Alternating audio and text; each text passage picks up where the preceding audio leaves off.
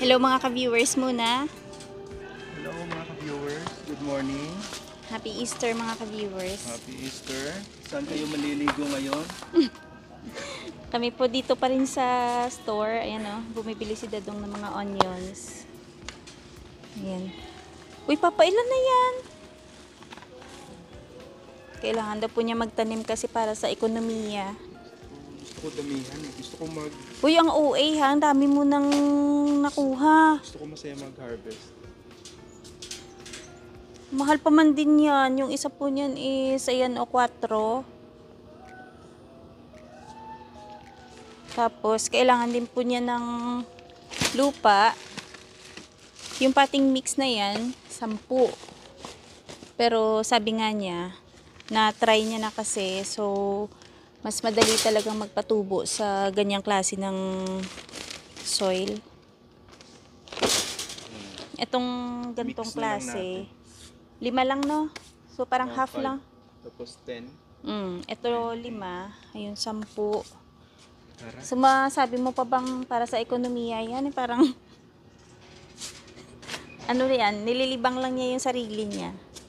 Sabi ko, hindi ka naman mag-harvest ng isang bisis lang.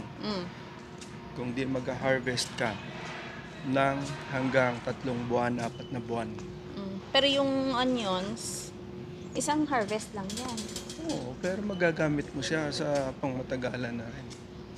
Dapat palakihin mo yan ng malaking malaki para matagal mo siyang magamit. Abangan niyo po, magbibenta kami ng mga onions. Mura lang. Ay, naku, Dadong.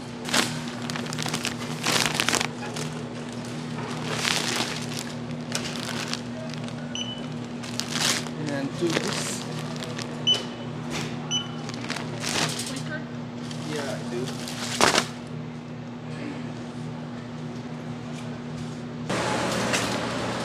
So yun mga ka-viewers, nakalibre si Dadong ng kanyang onions tsaka yung lupa, papamatras. Dahil meron po points siyang tayo. points dito sa Canadian Tire. So niredeem niya. Ayan, sa halagang $42. Ayan yung kanyang nabili. 4 na balot ng onions tsaka 5. 5 ba? Tapos 3 balot na lupa. Hinahayaan ko na lang yan si Dadong na yun yung mga bibilhin niya. Kasi dyan siya masaya. Mag-enjoy ka rin naman. Oo nga. Mag-enjoy ako Mag-enjoy ka rin naman. mag-harvest. Mamitas ah. So, ayan lang naman kasi yung katawaan yan pagka gantong panahon na pwede na magtanim eh. Maintindihan niyo po yan pag halimbawang nakatira kayo sa gantong country, sa gantong lugar, na pagdating ng summer, kahit nasabihin mo na medyo magastos yung pagbili ng mga seeds, mga halaman, mga lupa, pero alam mo yun, basta sa ikakasaya mo, parang hindi mo na iisipin na magastos. Sa labas na tayo, yung iba natutulog pa. Kaya tahimik pa po yung kalsada eh. Hindi na po tayo gising. Actually, nakapagkape na po kami sa bahay. 5:30 pa lang gising na.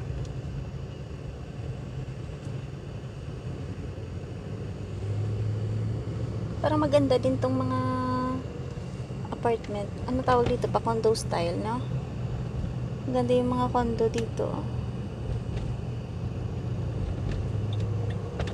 Ganyan siya. So yung mga ka-viewers, dumaan muna kami dito sa store. 6 na peraso. Abit to. No? $5 yung onion. So parang $1 isa.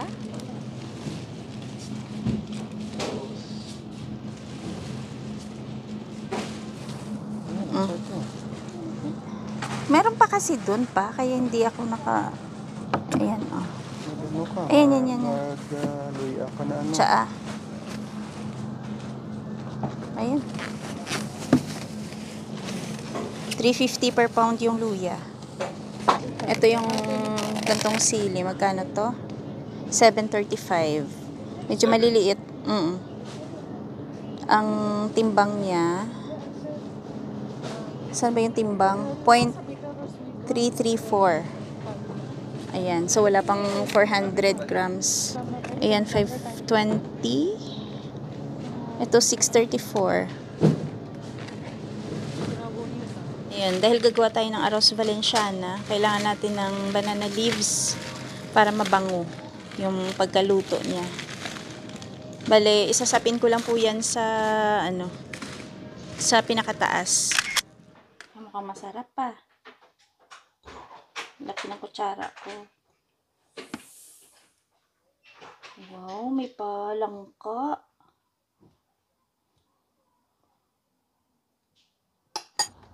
Dito natin tikman sa labas. Bilo-bilo, hindi ba abab-abab yan? Bilo-bilo. Abab-abab. Janice, thank you sa pa bilo-bilo. Abab-abab eh. Masarap.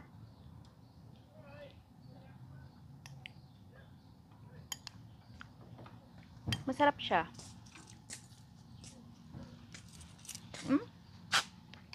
Hindi ako maniniwala eh. Na masarap eh. Siyempre dapat tikman mo. Kaya nga. Kasi ikaw lang ang kain ng kain. Yeah, namit. Na? Mm. Buti yung sabaw niya, hindi naging malapot. Sa akin siguro na madami yung nailagay ko dati na bilo-bilo, no? Masarap. Ako mamaya pa ako gagawa ng yung valenciana at saka yung chicken salad. Pero magluluto muna ako pala ng ulam namin. So ayan, nakapag binignit din tayo. Eh mga ka-viewers, dahil Easter Sunday ngayon, busy yung ating kusina. So, nagluluto tayo ng kaldereta na buto-buto. Ayan. Tapos, sa kabila naman, yung para to sa valenciana. Palambutin ko muna yung pork bago ko igisa. Ayan, dalawa yung nakasalang natin.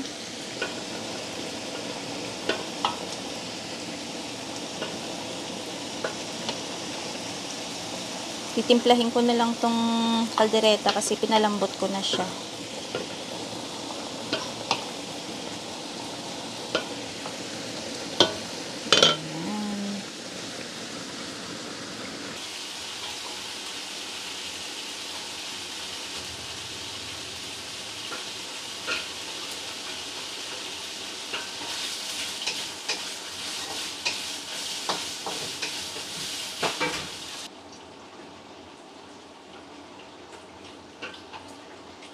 Ayan. So, luto na po yung ating kaldereta.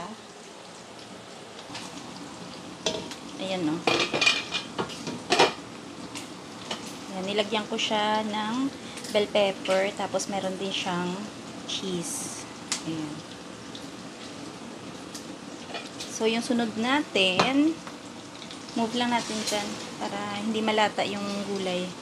Sunod po natin is yung valenciana. So, okay na yung karne.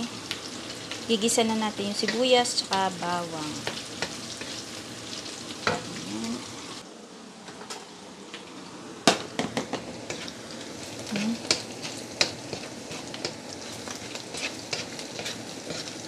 Pwede na natin i-add yung ating atay. Bali yung atay, pinakuluan ko siya ng hiwalay. Para hindi po siya malansa kasi pagka fresh talaga na ilagay dito, parang malansa siya.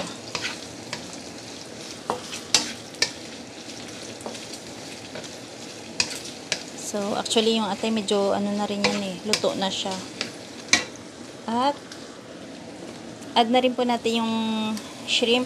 Bali yung shrimp kanina pinan-fry ko rin. Kaya ganyan yung kulay.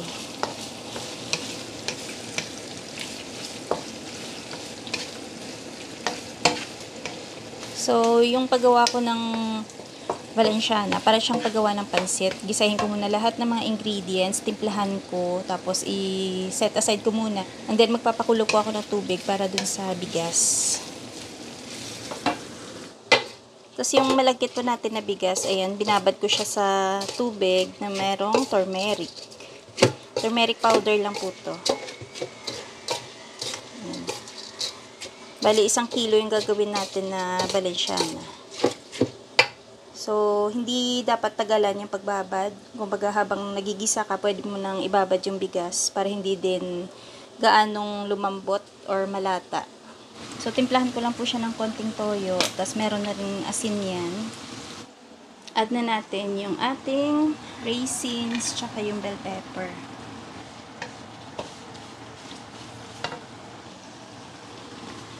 So, meron din po siyang paminta.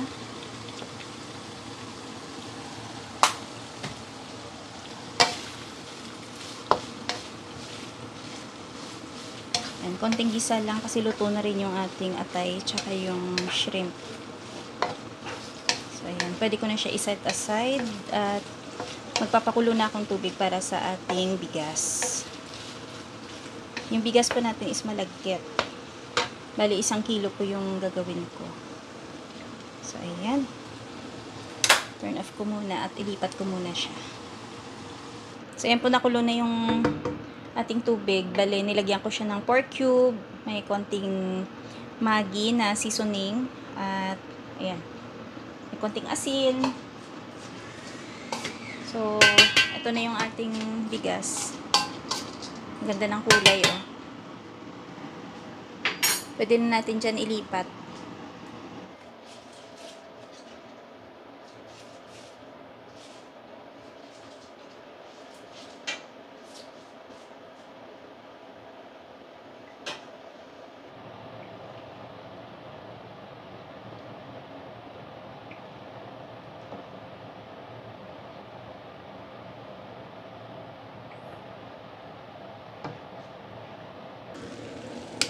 So, ayan po, inabsorb na niya yung liquid. Pwede ko na siyang lagyan ng dahon ng saging. Tapos, hinaan lang yung apoy niya o yung init ng stove.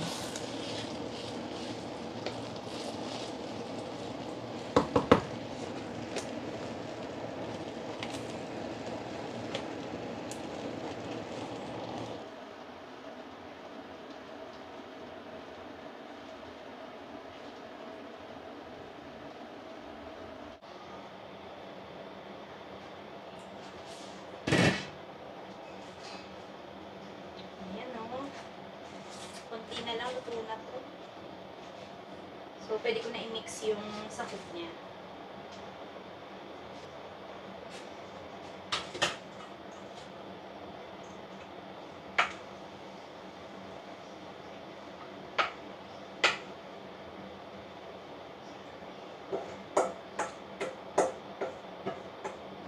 Yan, add ko na po yung green peas. Munti ko na pong malimutan. Yan. Kompleto na. Ingay, sorry. So, mix lang natin ulit hanggang sa mahalo yung ating green peas at okay na yan. So, ganito lang po kadali ang pagluto ng Valenciana na Ilonggo style. So, ayan, no. Sarap na ito. Lalo na yung atay ng manok.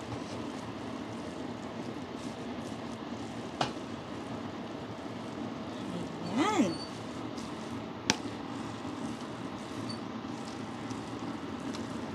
Mabango. So, okay na po kasi nahalo na natin lahat ng ingredients at natimpla ko na rin yan. So, ayan. Try nyo po yung gantong klaseng Valenciana.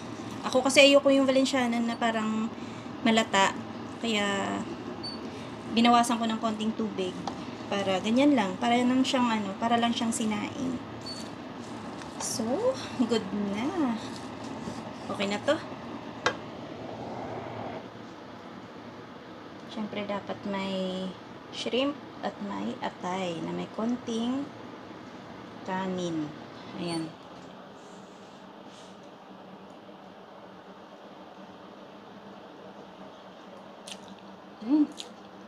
Sarap. Ang sarap talaga pag may hipon, yung Valenciana. Yan talaga yung nagdadala. So, ayan. Meron na po kaming merienda. Tsaka pwede na rin yan dinner mamaya. Lamig. Ayan na ba yung project mo? Yan, ma. Ayan no, yung patungan daw ng timba. Kasi dito niya tatanim yung mga halaman niya. Maganda nga siya, no? Elevated. Parang upuan. Ilang piraso yung gagawin mong ganito pa? Yan yung pinagkakabalahan dito ni Dadong. Kaya may pamputol pa siya dito ng kahoy o nakapwesto. Ay, oo nga, maganda siya pa. Diba? Tsaka hindi siya matumba. In case na mahangin, na. Hangin na. Para daw to sa ekonomiya yung pagtatalim niya. Dapat 1 kilo, 1 timbayan ha. Hindi ha. 1 kilo. Magkano lang yun? 35? 30? Abot pa 2 kilo yan. Pwede na ba? Pwede na. Ilan yung gagawin mo ganyan? Hindi na, okay pa. Ang dami pang kahoy. Yan, dami ko. Doon gawa ka din ng plant stand. Plant bed. Plant stand. Plant stand na ano, para sa mga paso na solo. Pwede. Oo pa, mas maganda. Gusto mo yun, no? Lagyan ko yung stand. Ayun. Yung brown na yan. Oo, mas maganda din yan. Tapos lagyan natin. Kaya maganda rin ng may plant stand. Magsawa ka ngayon sa pagpuputol. Andun dami pa, oh. Gusto sa itapon natin, di ba? Sa bagay. Gusto pinabangan muna. Yung mga ano na yan, oh. Mga putol na kahoy, pwede yan eh. Patungan. Saan may pwesto pala yan? Ayun, Sa gilid.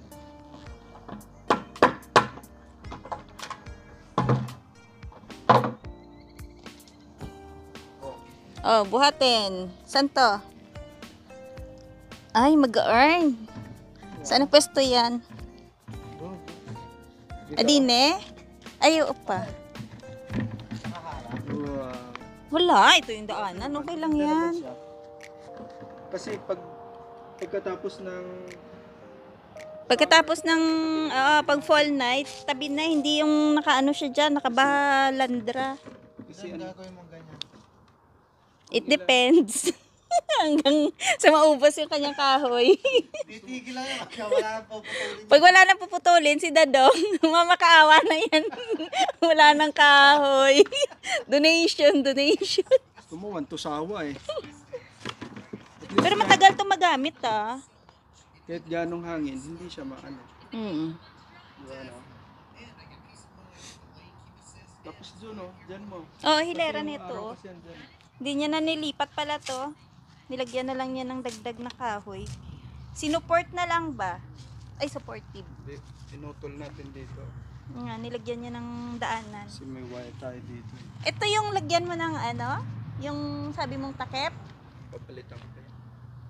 Inalis mo lang. Itaas ko siya konti. Pero ito yung sabi ng parang gawin mong nursery? Hindi. Greenhouse pa.